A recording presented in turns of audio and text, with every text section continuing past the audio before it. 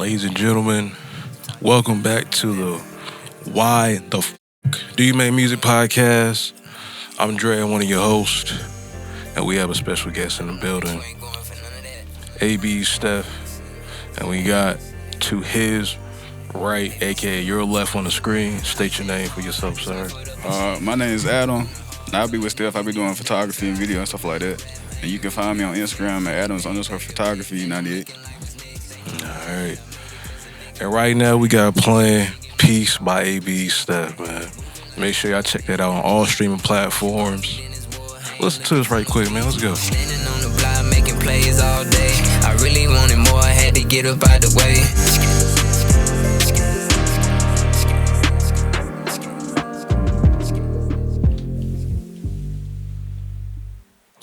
And that was Peace by ABE Steph, man. Y'all go check that on all streaming platforms. Apple, Spotify, YouTube, wherever you listen to music.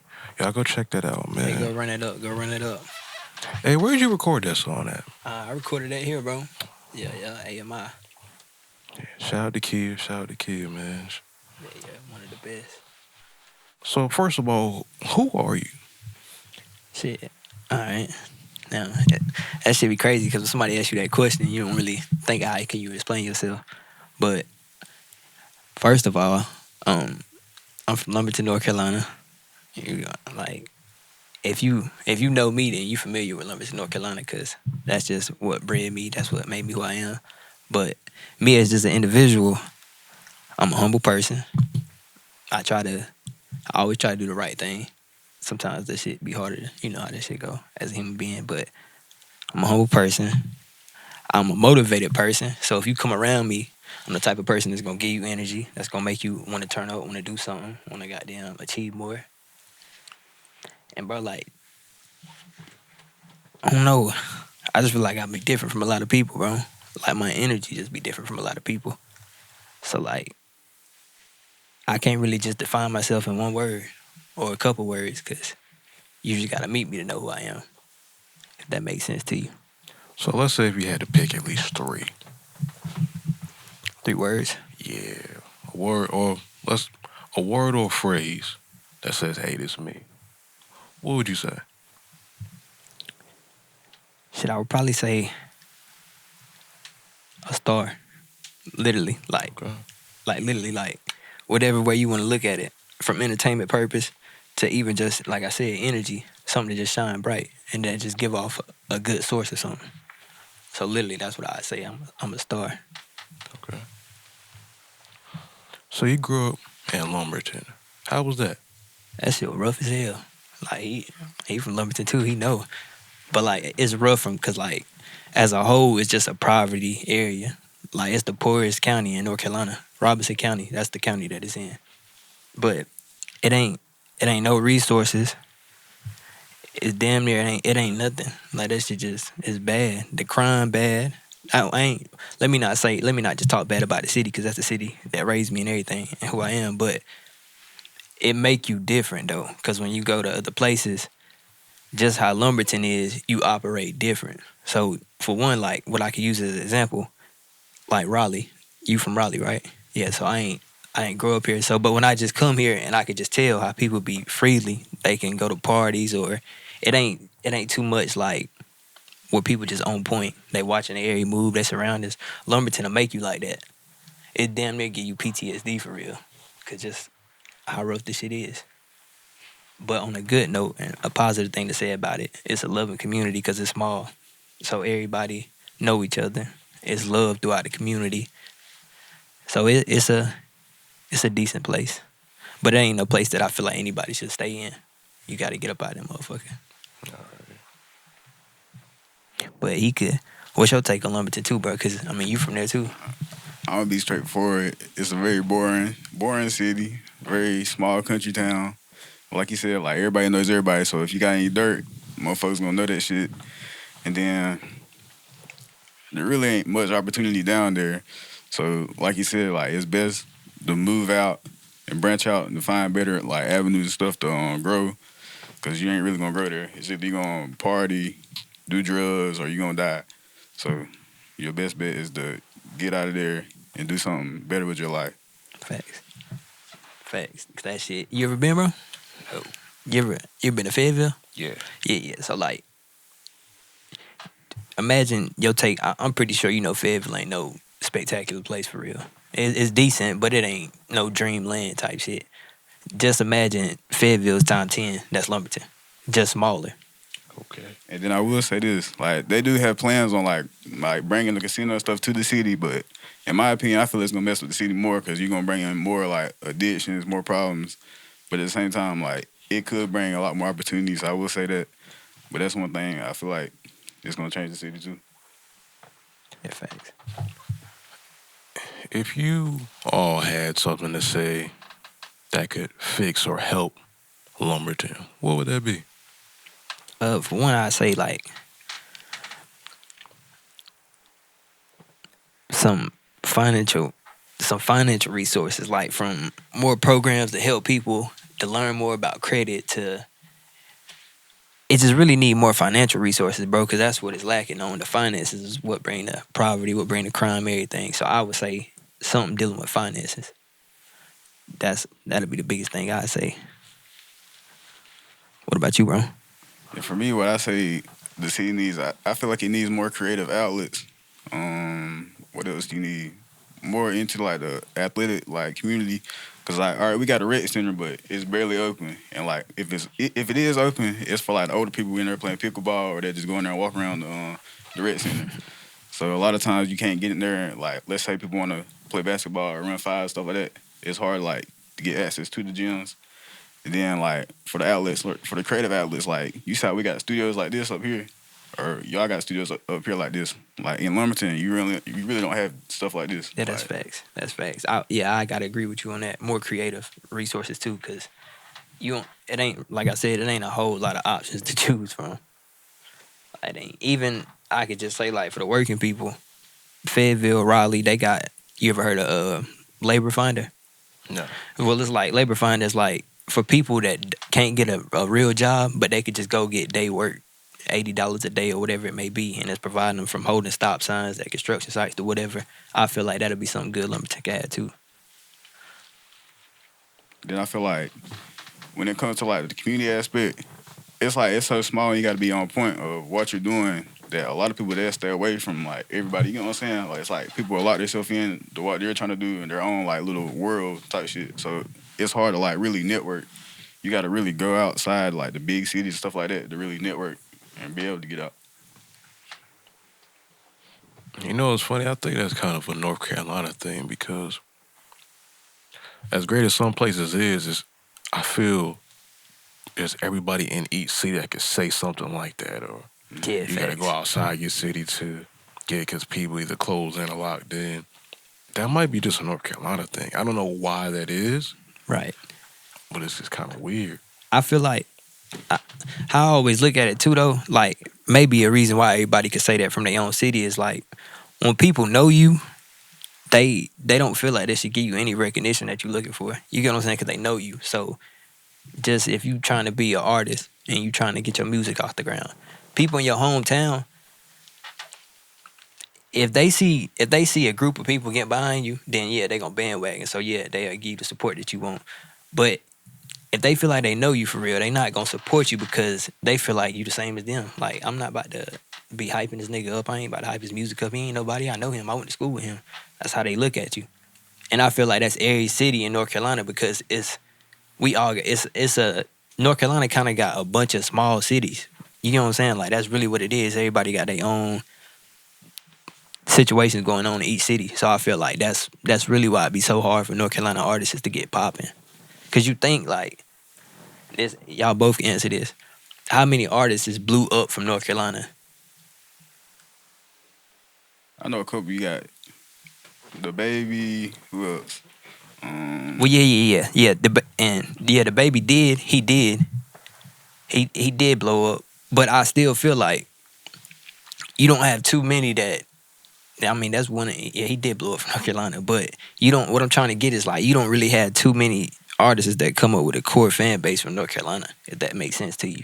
Then I feel like piggyback on what you're saying. Like I feel like a lot of times too, artists or creatives or whoever they get burnt out in the fact of, all right, you're chasing, trying to like get that validation from the people around you. You know what I'm saying? True. So you kind of like you burn yourself out trying to get that validation. Do you end up quitting, or you don't excel in the art you're trying to? Yeah, that is true though. That is true. Like you as a person, do you need validation from people? No. You don't? Because I kind of move to the beat of my own drum. Right. And I'm also self-motivated. And personally, me, without that, it's a certain places I won't be able to get without it. Facts. That like at a point in your life though, did it have to get to a point where you just had to lock yourself in to get like that? Become yeah, introverted in a way? Yeah, for sure. Because in order to get to a certain level, you got to be by yourself for a period of time. Facts. No matter what you do. And being from a big or a small city, there's different ways to go about that. But there's always going to be a point where, all right, when I figure out what I want to do, what I need to do to get to the next level, I got to lock in and do such and such and just go ahead and keep pushing. Because it's going to be long days, long nights where you're going to miss family days, you're going to miss parties, you're going to miss hanging out with friends, you're going to miss going to clubs and all that. But when you see the end goal, it's just like, all right, cool. I did what I had to do. I don't have no regrets. I know I missed some things, but I missed them now, so I won't miss them later. Facts. Which is real, but like what's scary about that period though is when you locking in, bro. Like the people around you, they don't know that. So a lot of times, like you'll get into the most problems with your family, friends, whatever, because you may be acting different. Whole time, like you said though, you're trying to lock in. But then at the same time, like when that's happening, like in the strangest ways, you will start finding like your real support group, and it'll be like some of the weirdest people you don't even think. That is true though. That is true. I gotta agree with that, bro.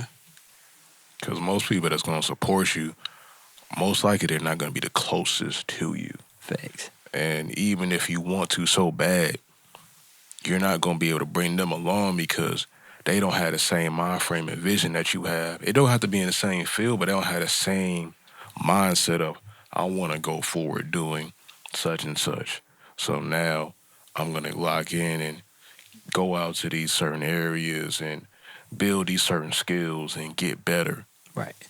But you got that mindset, so you're going to keep going. But in return, you have to leave them behind because they don't have that same intellect in that area, unfortunately. And you might lose friendships, relationships, family, bonds.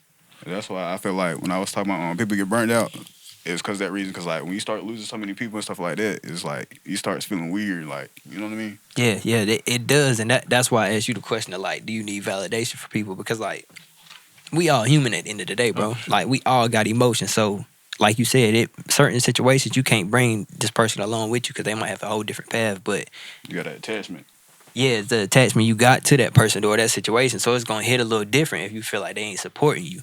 So like, it ain't really like you need the validation, but you kind of want it because it's like, if your best friend, you chasing music, your best friend don't even support you, it might hit a little different because it's like, damn, bro, like, I don't need your validation, but I want it because you my mans or whatever, how you look at the situation. And then a lot of times too, like in our own ways, like everybody's selfish and like we want, you know what I'm saying?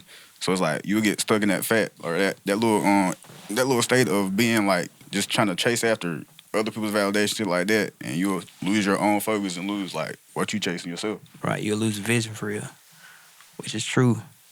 And I know we kind of got off topic right there about the point I was trying to make about the artist blowing though, but that be the reason. And in some though, because like you said, if you don't get that validation, sometimes you would just lose the whole motivation for it. Like, fuck it, bro, ain't nobody support me anyway, I'm just gonna stop. And I feel like that's the effect that North Carolina has on artists, because it's just, we small communities, bro, that like, and the validation what fucks us up. But it's one of the few, like, as many of them, like you said, when you lock in, you get introverted and you just remain on a bigger goal. But a lot of people, they don't have that vision for real. They might have the talent, but they ain't got the vision to stay locked in. I feel like that's what fucks North Carolina up as a whole. Because it takes a lot.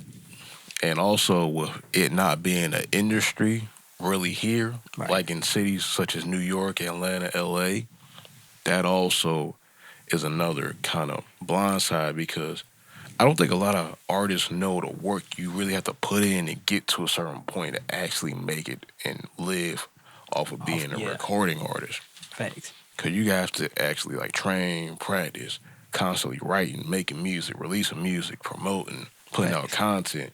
Like, it's so much you have to do. That shit day for day, hour for hour. Like, it is a lot, bro. It is a lot. But I feel like what's kind of crazy, bro, about the Carolinas, what is it called? The chitlin circuit? You ever heard of that? Yeah.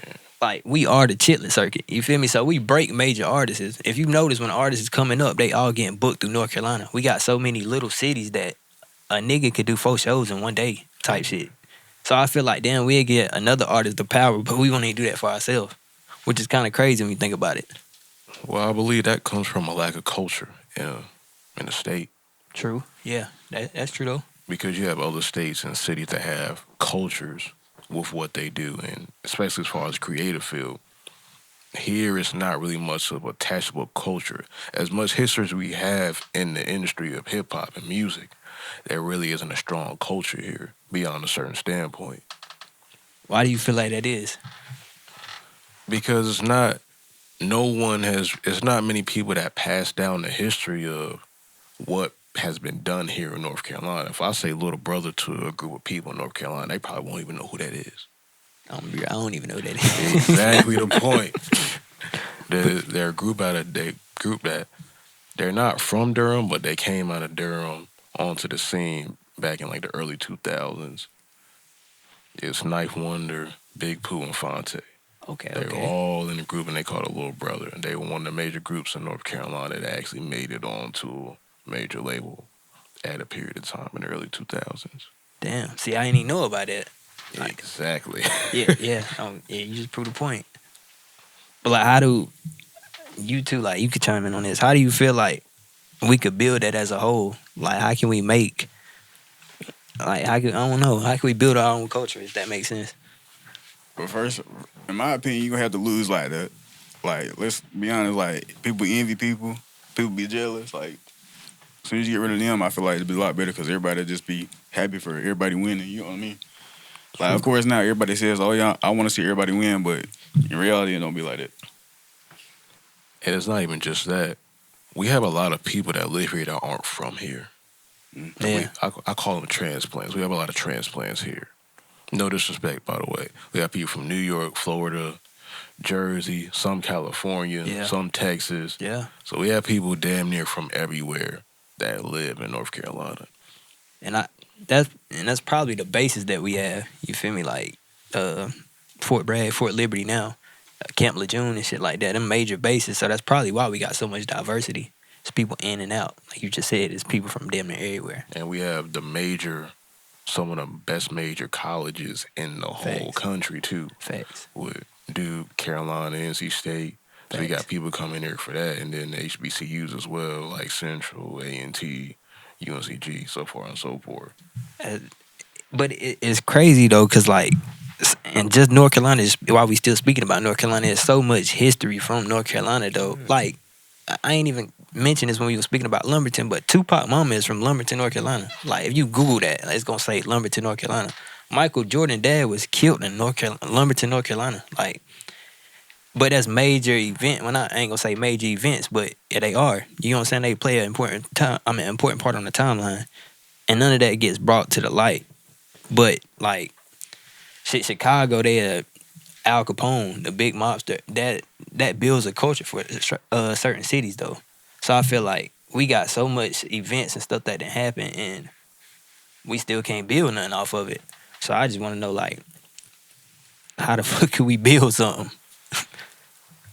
Because we got the content per se. If that's how we look at it, the content there. It really comes down to, like, I don't have all the answers, but how do we make people care? Right. Who cares? How do we make them care? Does it look appealing? Does it make people want to attach to something? Right. Is it something that can be translate across the whole country and across the globe? Right. As, oh, this is North Carolina. This is what we represent. Because there's nothing here that says, hey, this is exactly what we are. It's got a bunch of things. There's like, oh, the colleges, oh, college sports, so forth and so forth. Yeah. Which is, that is true. How you feel though? Like, what's something that we really could do to, I know what you said about like the hate and jealousy. If we just get all that out of the way first, but like it gotta be something to make us stick or something. For me, like in my mind, I can't really think of nothing like off the top, cause like in Lumberton, just per se in Lumberton, right? You gotta think like that's really they turned it into a passing by town, like you know what I'm saying? Right. So right there, they ain't really gonna build any like shit to help like artists or creative artists. Really, they gonna either build fast food chain restaurants or damn gas stations. Yeah, so they ain't really trying to brand North Carolina because that's really what it is. What we kind of trying to say, like we need to be branded for real. Really, in my opinion, I feel like it's more like what can artists and creative artists be, or what can artists and creative people do to like make it appealing to like city councils, mayors, stuff like that, to want them to work with. Right. When it comes to that level, it gets tricky because bringing in the right crowds and the right attention when it comes to that. Because trying to bring it to like a government level, there's a lot that, in my opinion, that the government in the city just may not like about rap music. Because Yeah. a lot of times I see that when people doing like concerts and stuff, it's certain places they just can't go because it's rap music there. Yeah. Facts. And I get why. It's a big insurance risk because you don't know what crowd they're bringing on. You don't know it's going to be a fight. You don't know it's going to be shooting out there. Because it ain't like people don't get to it in North Carolina, because they do get to it here. Hell yeah, and we do. Like that's I can see how like mixing it with politics, yeah, like they not trying to push that agenda for North Carolina. But like this shit kind of crazy because I think it was Taylor Swift or something, but they said like her tour impacts the economy, if that makes sense. Like every city she touches brings in more revenue for that town, like from the people booking hotels, whatever. Dreamville and Raleigh, Same thing, right? Like, so why the fuck wouldn't you push that? Like, you can or get behind that. I feel like I can see on that point like why they wouldn't, cause like at the same time, yeah, it brings in money, but at the same time, like it's inspiring. Like what does it inspire? You know what I'm saying? Like you gotta think a lot of rap music today inspires violence and all that other stuff. So if you compile all that together, that's why they don't want to do it. get behind it. And historically, this is a red state. Yeah. I mean, sometimes it'll flip flop, but all depends on how it's feeling. Yeah. So, yeah. I can see it got its pros and cons on both sides of it. because what the state is known for is basketball. Yeah. Like having some of the best hoopers come out of this area and some of the best teams come out of this area, but we don't have a great sports team professionally. Yeah, we don't. Hornets is trash. No offense, but they trash. The Panthers, I ain't even got to speak on them. Like, you just look. Like Panthers good once every like 10 years, and then they don't win. So it's like, damn. Tragic. And in baseball, I don't even know what our baseball team is. I think the Atlanta Braves probably. That'd have to be the Carolinas because we ain't got no MLB team. You don't think we do? I don't recall. I don't know. We got like minor league teams. Like the Houston Astros minor league team is actually in Fayetteville. Was another crazy fact about North Carolina. Babe Ruth hit his first home run in Fayetteville, North Carolina. Like the landmark is there. But that's what I was trying to get at. Though it's so much history that's from North Carolina, but it ain't branded on the mainstream. It's kind of a thing of be the change you want to see, and bring the impact from you, so you can at least start it. True. And whoever takes it after that, at least bring the foundation. True. Because nowadays, especially with each artist, it's not about getting people to just listen. It's about building a community with your people that listen to you. Facts. So bringing that community that you have with you, whatever you do, you make music, you engineer, you do photography, bringing that community along your journey, and then make events in your city or in other cities, but start in yours and build something and start. Like having like meetups with either other artists, other photographers, and just exchange ideas or exchange business strategies and plans. Yeah. They make content out of that, and then just keep doing it once a month or every so often, and it's make it grow, and then as big as it grows, and then it can get to a certain level where it can start branching out from there. Facts. Yeah, I like that, bro. To be the change, to make the change, you got to be the change. Yeah. That's true. That's facts. And a lot of times too, like how you were saying with finance and stuff like that. Like once you do that, you can start having people like invest into you, like investors. Or you don't have to have the bread. They'll invest their money into Right. you. And you can take their money and build stuff with it. That's facts. And then once you get it to a certain point, that's when you can like get something like the Chamber of Commerce involved and something like that. We gotta work this. We gotta work this shit down. We gotta do this shit though for real. Cause like especially if we having kids, bro, this the communities we gonna raise our kids in. So like, if you already know the challenges that the community faced, then why not try to change it? Like, this is a good one right here. All right, so we're talking about this topic. Like, how you feel about Sexy Red and all that? Like Like, what you mean? Like the this- influence of Sexy Red? Yeah. Like I ain't gonna sit here and like, bro, no, I don't fuck with it. I fuck with the influence, but no, it ain't a good influence for real. But The songs are catchy, basically. I ain't never heard one song by Sexy Red, bro. I ain't heard like a full song, but you know. Yeah, I get what you're saying though. Like, it's just a trendy song for real. But like the influence, that's fucking the kids' head up, bro, and it's fucking these females' head up. But that's a whole different discussion for real. But yeah, I don't. The influence fucking everything up. But I respect the craft, the music, her getting the money, all that. I respect. It's the energy, man. Her music got energy to it, even no matter what the influence. Because when you go and think about artists that have a stronger message, so to speak, they don't have energy to it, so nobody cares. Yeah, true. Like, I'm not about to listen to nobody talk about folding clothes. I don't want to hear. I don't care. Like, I don't want to hear a song about that. Yeah, you're right though. It is the energy. That's really what it is. With every artist too, the energy is always what it is. Cause you can feel them. So even if she ain't talking about shit, it's like them ratchet bitches gonna feel that. Like them hood bitches gonna feel that. What she say like? What Sexy Red? She like she be on that scamming shit, don't she? Like scamming the niggas, taking their money and shit like that. Like, essentially. Yeah. Like girls gonna fuck with that. I know you heard the song Bow Bow Bow. That's her. That's the one that's going viral and shit. That's her. Yeah, man, shit. But I can't. I mean, shit, we got niggas that's fucking these young niggas head up with the slide and the switches, all that shit. So it run hand in hand. It's their energy. Yeah, it's all about what people gonna listen to at the end of the day. So it's just, are you gonna be the one that's gonna put the positive message out there, or are you going to be the one that's gonna put the negative image out there? It's all on the choice of the artist at the end of the day, and whatever comes out of that, it's gonna be what it is. And then I look at it too like this. Do you feel like some artists just sell out their communities for money? Hell yeah. So, Hell yeah. Cause like, good part too. do you feel like they do? Oh, yeah. You feel like they do? Yes, but it's also a nuanced answer to that, in my opinion, because some people don't feel they come from an actual community, so it's nothing to sell out or to give into. Because at the end of the day, when you think about the word community and what it represents, is it really what is the real image of what people really think about that community? Is it what it's supposed to be, or is it just something that a lot of people said and created for that group of people? Right. And I think they do. The reason why I say they do is because like many artists that's owned for real came from poverty communities for real. They didn't have money, so it's like it's kind of stupid if you don't do it. Like you stay in this poverty environment and just face the same struggles you already facing, or you get this money and it involves just feeding your people the wrong message. We humans at the end of the day, bro, we gotta eat. So it's like I get it. I don't think it's right, but I understand it. So I feel like I feel like they do sell out their communities for that money.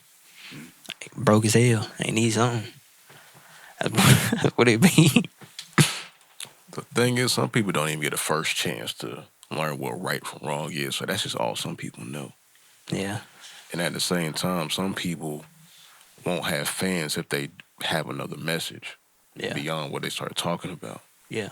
Because they don't know how to grow with their audience.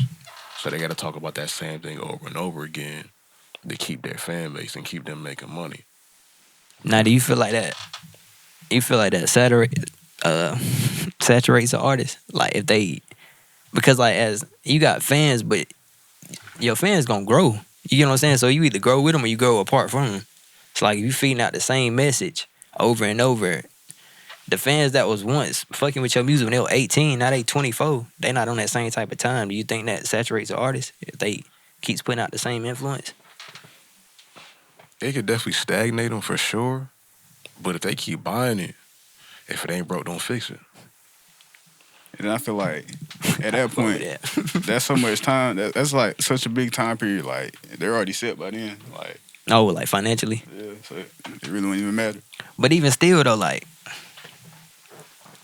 you look at an artist, like they financially, like they make more money and bigger lump sums of money, but they lifestyle is expensive as hell. Like so, it's kind of like that, That's if you got like, of course you gonna have like a dumb artist, and of course you gonna have a smart one that knows how to move that money. Like you know what I'm saying?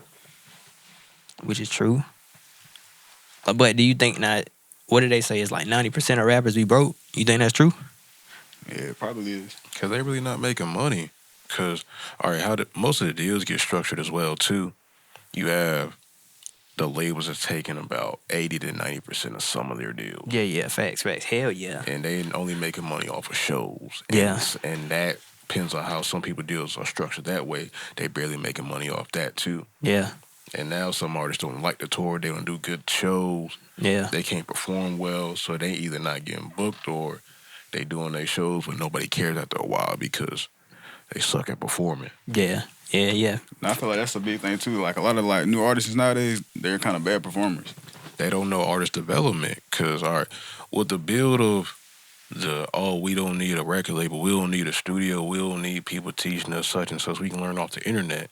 You don't learn how to perform off the internet. You got to go outside and do that. Facts.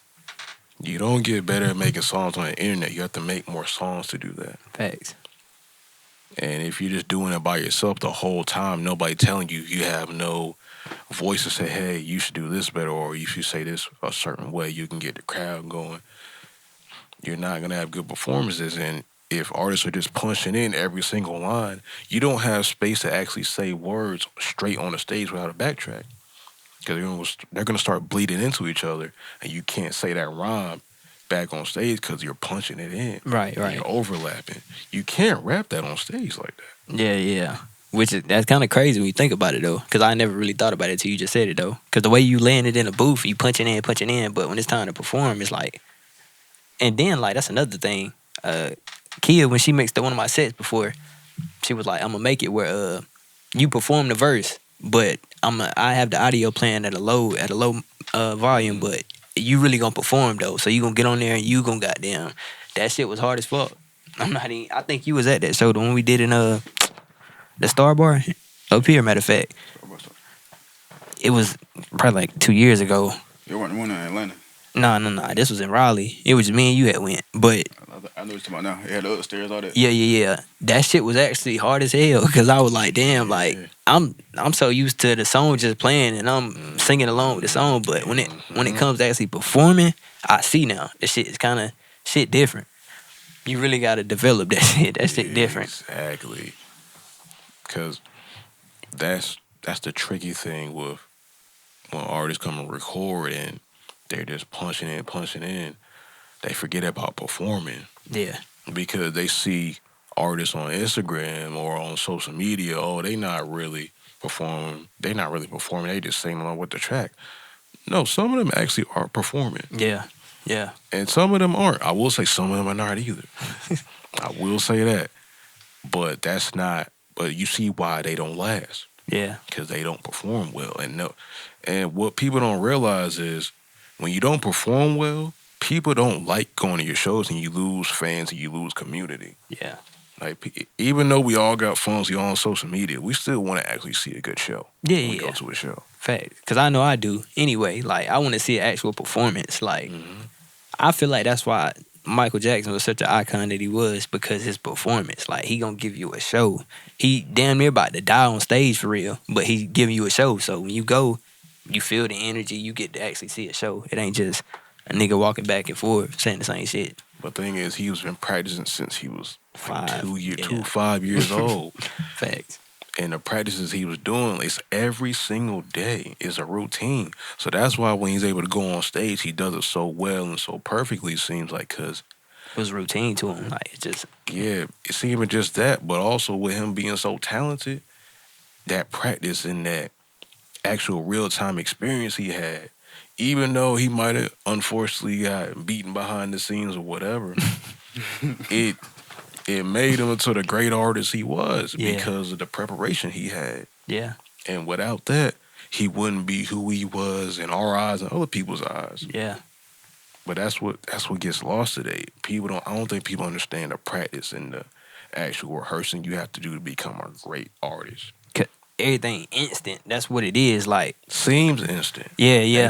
Most of them don't know the work because either an industry plant comes where they don't show the work, or they actually have to develop on the spot, and that's why they don't end up lasting 2 or 3 years because they're developing on the spot because they got a hot song that blew up on TikTok or Instagram or on YouTube. They kind of get it's forced into development, if that makes sense. Yeah, exactly. Shit, kind of crazy.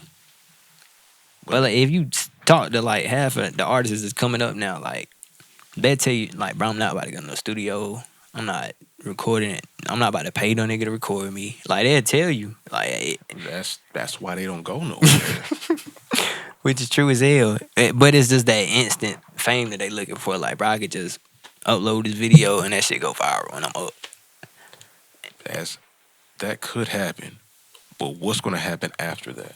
Nothing. How are you gonna make money off of that? Yeah, like you got merch. Do you have a little bit of a team at least? Do you have anybody telling you when this happens?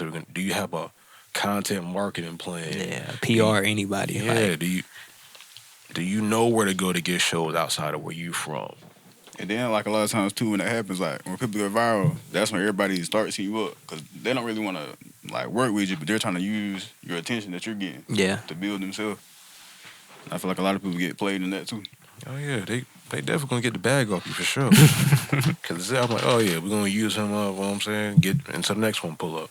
Yeah, which is smart, like in they way, because I mean, shit, nigga. But to bring it back to the point of like Sexy Red though, that's what fucks up the industry in a way, because you got a Sexy Red and she done gave birth to 1,000 more Sexy Reds. So you got the females that's about to get in the booth, talk about the same shit, and they just looking for that instant fame. So I feel like that's really another thing that fucks up the industry. But the thing is, it's always, in any industry, the cream rises to the crop. So the ones who's supposed to be where they are for whatever reason, they're going to get there. Right.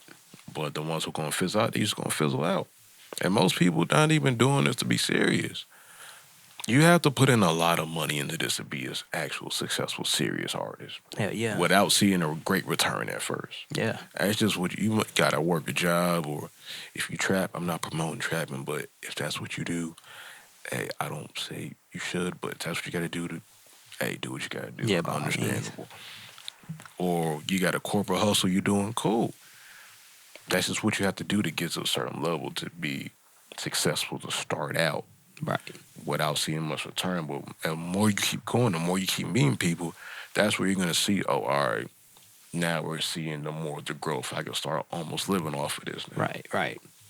That's just like, while we're talking about this, do y'all see Bossman D-Lo lasting in the industry? Do y'all think he's going to fizzle out? I haven't heard much of his music, so I'm not sure, but I can't say.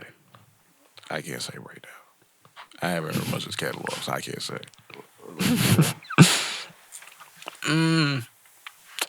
All right, before I answer that, like, what's lasting? Because we gotta be technical now. Cause like, let's say good 5 years. Good 5. Yeah. Shit, I ain't gonna say it ain't gonna happen, but just off of like his sound, like it's repetitive. You know what I mean? Do you think that's gonna last for 5 years? Like if he changes up the cadence and like this is how he does his music, I feel like he will, because a lot of his music does just sound like the same thing over and over. Same song. I ain't never, but honestly, bro, speaking, I ain't never really listened to bro for real. Except for just what I done seen on social media, but I never in my life got in the car and turned on Bossman D-Lo. Me personally, I haven't either. It's just like, that's all you hear around you. Like, you know what I mean? But that should just let you know, though, like, me personally, I don't want to speak on his career because I won't want no nigga to do that to me, but off of my knowledge, I don't see it lasting 5 years. But who's to say, though? I don't know. I was just talking about in terms of not trying to show his career like you know what I mean. I was just talking about in terms of like what we were talking about. You know what I'm saying? Just some trendy shit going on for the minute. Yeah, that's really what it is, bro. A lot of artists is last core artist that I seen that was like that's like okay, they got longevity for real. Probably Rod Wave, bro. In my opinion, bro, because that's somebody that got real talent. Like real nigga could sing or perform for real. Like it's real. You can see what's going on. Also, in my opinion, subject matter. His subject matter, Facts. his music. Facts. Because nowadays, the drill rap wave is dying down now. Yeah.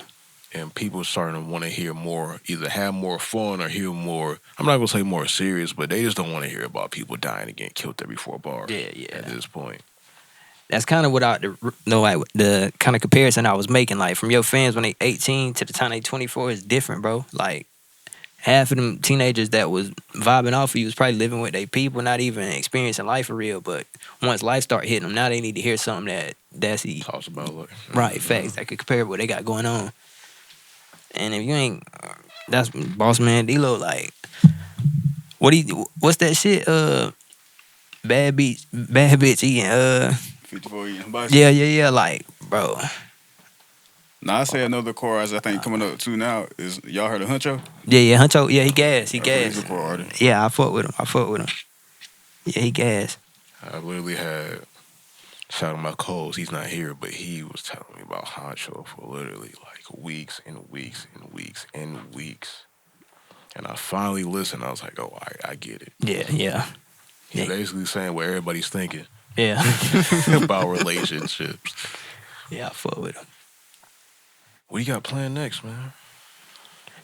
Really, bro, my plans that I don't really just kind of like. Let me just like what the example I can give. I don't really have no plans coming up for like music per se. But me as a person, I got so much shit in the works, bro.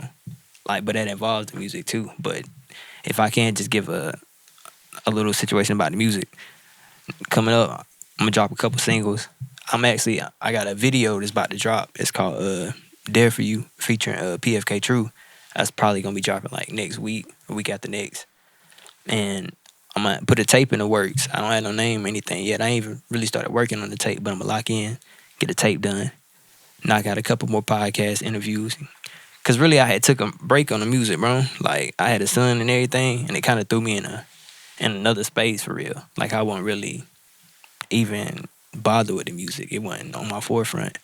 But now though, I done locked back in. I got another son on the way too. Okay, I was about to say, Steph, you telling about the other thing you got on the way? Yeah, I got another son on the way. Yeah. He'll be around like September. Back to back. I'm getting out of the way early. Like for real. Go ahead and get him out of the way. But even that gave me a different like just that time I sit back and reflect for a while because I'm thinking like, all right, I'm not about to put my dreams on the back burner when that's something that could just change my whole situation. So it's like that kind of gave me more fuel to get back at it. So that's kind of what then put me back in that mode, start back working. Okay. Yeah, because I was looking at your catalog and you had like a gap between your first project and then the recent single I just played. I was like, it be like that sometimes for me. Like I honestly, bro, I ain't never had a period where I just locked in fully for like a straight 6 months. And that's all. Because there's always something that come up, which is just me though. Like I can't really fault nothing else, but I just ain't never found that balance and consistency to take me to the next level. And I know that's a lot what be holding me back. Cause me, as my favorite artist, if I listen to him, he drops something hard, nigga don't drop again for 6 months. I'm like, what the fuck, bro? Like I ain't about to listen to that nigga. He ain't even dropping nothing. So I get it. But at the same time, like when stuff like, cause I'm the same way. Like I don't just go out there like back to back, cause I got to be feeling it to do it. You know what I mean? Right. And plus, like if there ain't a story behind it, like I don't feel like it's gonna really captivate people. That's really what it be too a lot, bro. Like I gotta live life, son. If I ain't got nothing to rap about, bro, like I'm not about to go to the studio and make the same song over, cause I ain't experienced nothing else. Like once I go through a period or something, I gather up the information, now I can start putting it out to the music. It's some weird artist shit, but you as being you feel what I'm saying? Like you go through life experiences, now they give you a new energy to rap about or make music about. what I've been doing though is I've just been trying to make challenges for myself as far as making music. Like challenge myself to make different types of songs because nowadays I'm starting to try to make songs for like sync licensing, like trying to get songs put in movies or films right. or ads or commercials, something like that. But that's a whole different writing style that I'm yeah. not used to. Yeah. I'm just writing about life and stuff I've been through or other people such. But now it's like, all right, I gotta write something for, or make a song for like Christmas or film. Oh yeah, so you in the transition period, like Yeah. yeah. Which is good. That's growth though, like, cause sometimes that could be scary too, bro. Like before we started recording, how we were just saying, like a lot of times people they go for a switch. It could be a situation. So that'd be hard. I get it though, cause I'd have been the same way, like from just making music about selling drugs or just some street shit to trying to make a female record. People be like, damn, like I ain't really fuck with that, but it could be good though, cause you got other people that be like, I fuck with you when you do shit like that or whatever. And then a lot of times too, like when you have those periods, like for me personally, I be having like breakthroughs in the periods, like where like the shit back then weren't clicking, but now like I'm starting to do this now. Like damn, that shit I was having problems with back then, that shit starting to click. No, it makes sense. Yeah. You gotta have a strong mind. For real. Because some people can't even, when you try to have that conversation with them, they like, bro, what the fuck you talking about transition? Like, they don't even. But I fuck with it though, bro. And stuff like that, that's what gets you to the next level too. Yeah, Like you facts. said, making that female record versus street records. Street records are needed for sure, but female records are what get you to up there. Yeah, facts. I like to tell people all the time, like women like music too. Yeah. They like rap too. Yeah. What's crazy, the Some of your women biggest control. consumers. Yeah, Really. like for real. And the women control the shit, bro. Like niggas just gonna like what the females like, bro. Like it's niggas out here that like Sexy Red, bro. Literally, cause they know, like, oh, I play this shit in the car, goddamn females going, you know what I'm saying? Like they just know what's going on. Or they might know a Sexy Red. Yeah. Facts. But and on another whole for what I got coming up, bro, like financially, it's just like a whole lot of just more locking in, bro. Basically, how you said, like I'm kind of in the transition period to myself. And it ain't even making money; it's handling money different now. Okay. Like that's a hard ass challenge for me, bro. I was just talking to him the other day. I was like, equivalent to spend 3,000, you gotta add 9,000. If that makes sense. So it's kind of like me growing and learning that more. I got kids now, a whole family situation. It's kind of like it's put me in a transition period with finances too. So coming up, I'm just learning more about finances, trying to get more engaged. Talks about businesses, investments, a lot of shit in the works with finances too. I heard you talking about real estate in that record. How far are you getting in that so far? Yeah, real estate. I actually I had got a job at UPS. And that's really when I was like, I met my boy, then he put me in real estate. He was really my manager at UPS. Okay. And even before I even knew what the fuck real estate was, I was like, yeah, I do some shit like that, selling houses and shit. Easy for real. Like that's really why I was saying I fuck with it. But when I met him, I started working for him. He just started teaching me the game about real estate. Like, oh, this how you do this, this how you do this, this how you do this, this how you do this. And so that's really what got me into it. But as of right now, like real estate ain't really been on my forefront for real. Like it's still there, it's still around, it's still money to be made from it. But like I've been in a weird transition, bro. I'm just trying to invest in different stuff, learn more stuff, because I feel like real estate, I know what's going on for real in that world. So it ain't really on the forefront, but it's still active. Like I'm still into it. I still get it done. He done helped me out with a lot of projects we did together. So it's still around for sure. But it's just like I'm trying to elevate from that too. Like what's next? What avenue in real estate you in? Like flipping or? Yeah, the flipping mainly. Okay. Flipping. Or even just home improvements too though, bro. Like not even flipping them for yourself. Just if you gotta go demo a house or something, I'm in all that. Like whatever. A few questions for you about that. So as far as the biggest lesson you learned from real estate, what is that? Finances, bro. Like you getting a lump sum of money and not controlling that shit right. That shit be gone. So and that's kind of like not the backtrack of what we were saying, but when I said like with the artist is making so much money, it's kind of like it's damn near the same as a person working a 9 to 5. Cause yes, you getting a higher income, but your living expenses is higher.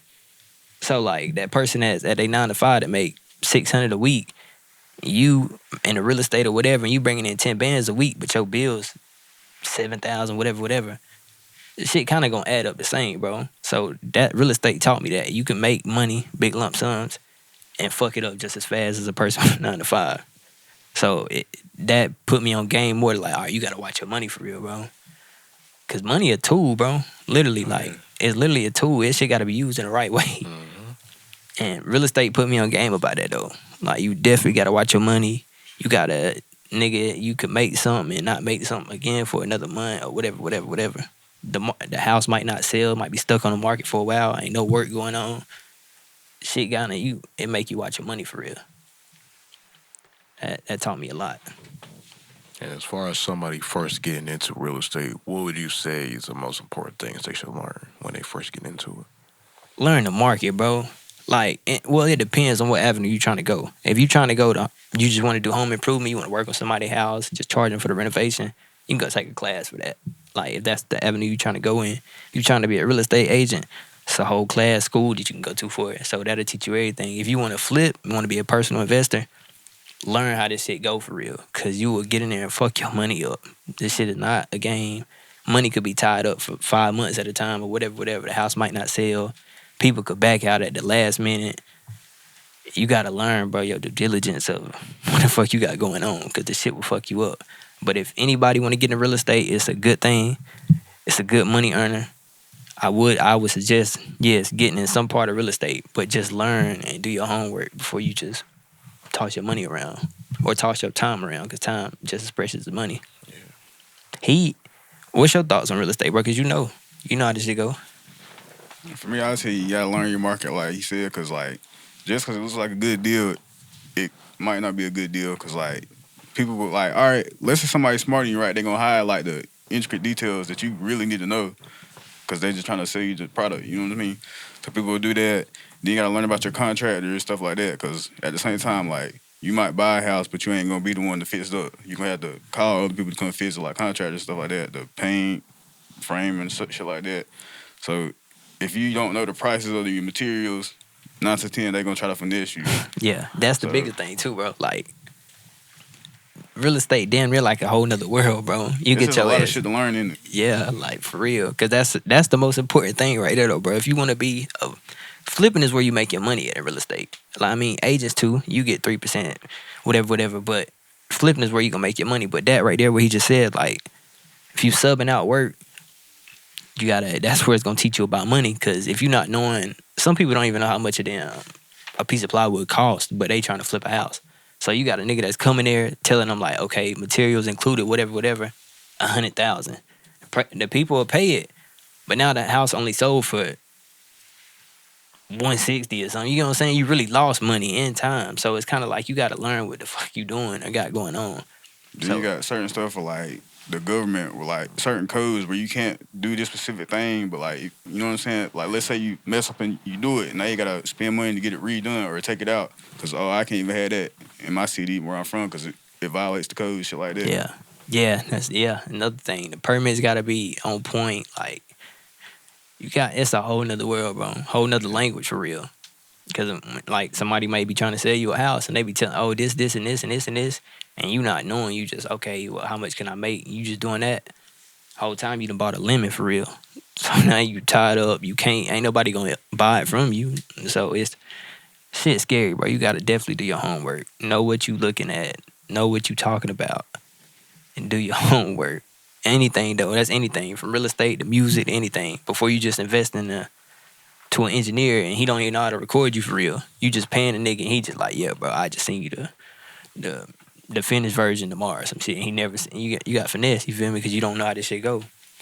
So anybody, I feel like, do your homework. Because I've been hearing about real estate for a while, but I haven't got into it because I know it's not something I quote unquote love doing, but it's just an area of interest for sure. I just haven't studied it yet, so I appreciate that. Cool. Then I will say there was a period of like when a lot of people were talking about it. In one period, they were talking about like wholesaling houses. Yeah. That's probably when you probably heard about it for real, because wholesaling was a big thing. That's kind of how I heard about it per se, because it was just something easy. Like I said, like, oh, I ain't got to do shit. What I made, how much? Easy. So wholesaling was another thing, but they kind of didn't put that to a pause because so many people was doing it. I don't know if you've ever been riding and you see niggas be like, you will see a sign and they be like, oh, we buy houses, or somebody ride past in a beat up ass Honda like, we buy your house cash, and you like, bro, how the fuck you buy my house cash? You know what I'm saying? Wholesaling, that's what was going on. So a lot of times, that's when niggas was like, bro, get into real estate, you could just flip contracts, which was a good period, but they put a pause to that shit quick because people was just selling. It's a whole different topic, but that's when the real estate talk was big, the wholesale game. But if you want to get in real estate, bro, like, I mean, shit, off camera or whatever, we could talk about it, however you want to get into it, and just whatever you trying to do. Flipping, I would honestly say this to everybody. Don't fuck around with flipping if you don't have enough money. Like, that's just the honest question, because, like, you time money up for long periods of time, and if you, in real estate, you 9 out of 10, you your own boss. Ain't nobody else gonna give you money, so if you don't have a bag to play with, the flip game, I'll put that at the back burner. But wholesaling, just flipping contracts, home improvements, anything that's light. That's light work. I advise people to touch them areas first before you get into the flipping. That's big money to play with. And it's a team effort. If you see somebody flipping, it's probably 6 different people that's helping them flip that house. Yeah, so like, it ain't all what it be catered to be sometimes. Gotcha. Word. Question: how did you get in photography? Well, me, there was one day, I have a friend, his name was Shane, and he has his own like camera and stuff like that, and he came to the crib, and he brought his camera, so I was outside in the backyard just taking pictures with his. Then like a couple weeks later, I bought my own, so I was like, shit, because it was fun. Then ever since then, I've been doing it. I've been going for about, 3 years? How do you scale up your business in photography? Was you just shooting for people randomly and then they start paying you, or did you have like a idea of where you wanted to go with your business to start out? For me personally, even right now, I'm still in the growing phase, because just like with any business, it takes you like at least 5 years to really grow it. Because like the first 3, I'm gonna tell you, like, it's just like a lot of pain, a lot of trouble, because you're gonna run into people either that's trying to use you, manipulate shit like that, or you're gonna run into the wrong crowd. Like, so for me personally, it's just about just going out there and keep at the craft, keep consistent with it, and just don't give up on yourself. You know what I'm saying? Like, that's really all it is. Thanks. Yeah. How did your two link up and you being his main photographer, I assume? Went to school together. Okay. Yeah. I've been doing it for a while, long time. It's funny, but cause like when I used to live in Lumberton, we stayed right down the street from each other, but we never used to go chill with each other none of that. He came, I think, over a couple times, but we never used to link up for real. We could have been working for real then, but we ain't never do nothing. But actually, how we started like really fucking with each other, I think we went to Atlanta, didn't we? The fuck with Keon one weekend. Well, no, you was shooting a video. Well, you was taking some pictures for Jay Hill, and I pulled up, and I was like, damn, bro, you got the camera and shit. That's when I started taking pictures. Yeah, and that's how we locked in for real. Cause really, I was trying to get him to do a vlog for me, and I was like, damn, can you record? He was like, yeah, and he showed me. I was like, yeah, let's lock in, let's work. And ever since then, we just been out there going at it. And what made you go with that camera in particular? Now, this right here, I ain't gonna lie, this is my second camera. Because before then, I had like a smaller camera, but it was kind of cheaper and like it didn't give me the quality I wanted. So I did a whole bunch of research, and that's when I came to that one. And even then, like, I wouldn't really, if I go back now, I would choose a different one. But I fuck with it though. Okay. I still doing. What kind of lens you got? That right here is a 70-200. Okay, you putting in work because I know how much that lens costs. Get into it. Yeah, them 7200s, man. That's like 2-3 racks, depending on if you get them used. Okay. I ain't even know. Nah, yeah. I ain't even know. Yeah, them next something serious, but they be usually like for people that do sports, either videography, photography. That's funny though, cause when I seen it this morning, I told him, I said, "Damn, niggas be having that on the sideline at football games." Cause like a lot of my stuff I do, like I'll record basketball or I'll be recording football. Okay. So I had to get one of them. I got another one too. It's for like wide angle and stuff like that. But I flip flop between them. Okay. So when you start recording video? Really, only video I ever recorded in music was still. All my other ones have just been sports videos. Okay. How you getting doing sports videography? I know a lot of athletes, Okay. like, cause at Lumberton, like just growing up playing sports, like a lot of people that like boom, I graduated with, they started seeing it. Then like boom, pop out here, you trying to do this? I was like, fuck it, might as well. If you had to give people some advice on how to get into photography and videography, what would you tell them? The first thing I would tell them is be strict on your pricing, don't undercut yourself, and just find the right support group, find the right people to be with. Like that's the main three I would tell them. Cause like this shit's hard. And do you like practice to get better at what you do? Man, you just do jobs to jobs. Really, like my practice would be like just forms like, let's say I go out with friends, shit like that. I'll bring my camera and just take pictures. Like that's the best way to practice. Just put yourself in a live setting and just do it. Okay. And then a lot of times too, like I don't know, like he'll hit me like just to go to little gigs and stuff. Like let's say they have like a family gathering, boom, I'll pop out to them, just random, just taking pictures. Then a lot of times too, like I'll tell people don't be shy to take people's pictures because at the same time like everybody's thinking the same thing. Like, damn, I'm gonna be looking weird taking this dude's picture. I don't even know him, but 9 out of 10 you take it, just show it to them, they'll like it. You'll give them your information. They might hit you up in the future. So I'll tell them to do that. It was at a period, bro. We used to, I used to get flyers made, like for my music, and I would be on the streets, and he'd have flyers made. I'd be like, hey, check out my music, whatever. He'd be like, hey, check out my photography, take pictures for people. We did that for about a couple of months, and that shit actually grew, like, kind of grew both of our followings.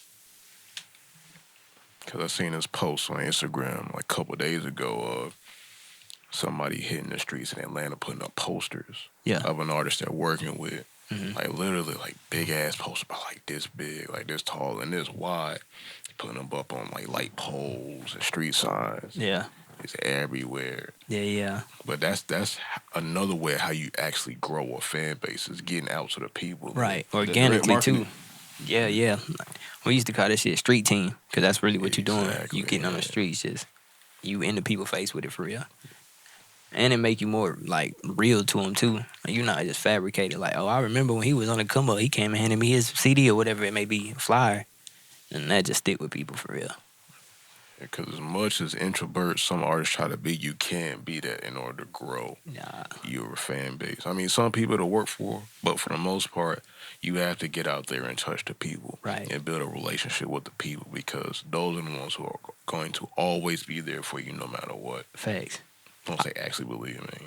And I got to tell myself that more too, bro, because I get to them periods where I'm like, bro, I don't need to be around nobody, or I don't even care to go even do the extra shit. But the extra shit sometimes will matter for real. Yeah. It's the extra mile that you're going.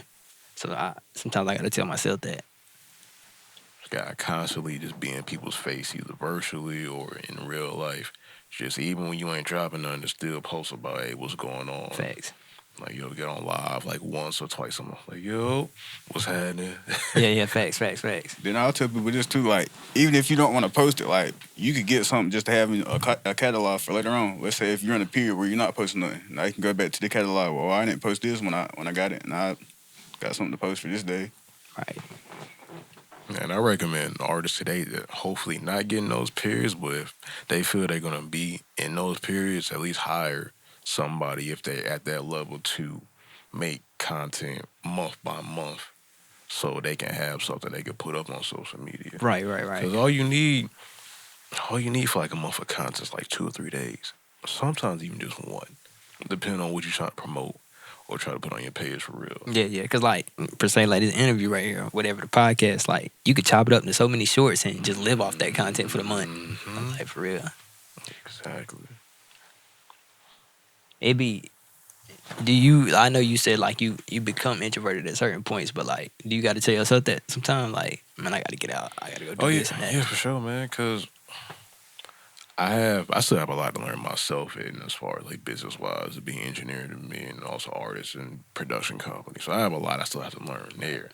So outside of me learning that in my own world, I have to get out and just talk to people, have different conversations, go to different meetups or different groups that just see what's happening. But also being around the right groups and right people too, though. Just being around people, just like I gotta make. I don't like just going place just to go place. I gotta have a reason to go. Yeah. Like if I'm going down on the strip on Glenwood, I'm just going there to listen to how they play music between DJ sets and how people react to them. That's the main reason I'm going down there for real. It's the importance behind every time you go somewhere. Like it's a reason for real. You just not lollygagging. Yeah.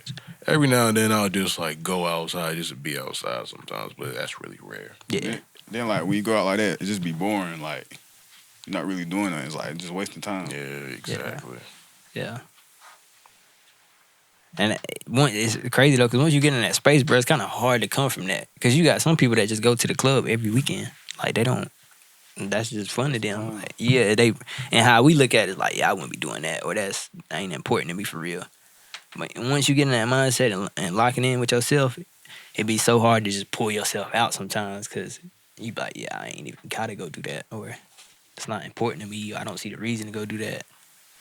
Yeah, but we're also personal beings. We need to be around people so we can survive long term. So we can't just be by ourselves on the island. We got at least be with one other person at least. Yeah. So it's just being around people. It just gives you energy to do something else, and also you get to see something you can make new content out of.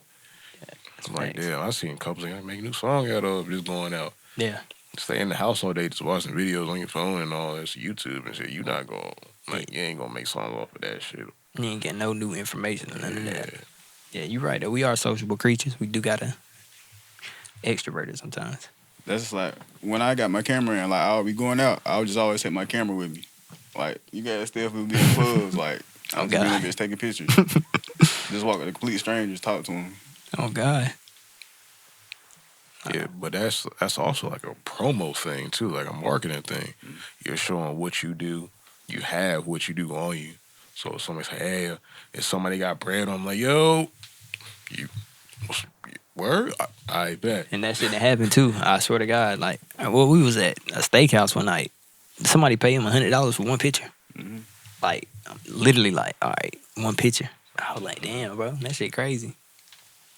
But yeah, you always be ready to work for real. That's what it is. Always be ready to promote yourself and let people know what you do, man. Because you never know who would want to invest in you. That's true. That's true as hell. Sometimes, bro, I can have full conversation with people about music and everything, and I won't even tell them one time that I make music.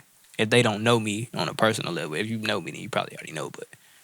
And I'd be like, damn, I should have told them I do music or something, or I say this: don't be afraid to tell anybody you make music, because you never know who that person could be. Right.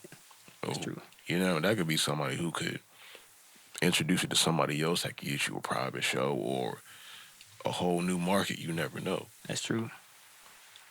A lot, like me growing up, like I ain't mentioned that about me when I was coming up, but I was shy as hell, like for real. Like I still am at times. And it's kind of crazy because when some people meet me, they're like, damn, bro, I thought you would have been more wilder or more open. Sometimes I get in the room, bro, and not say nothing to nobody.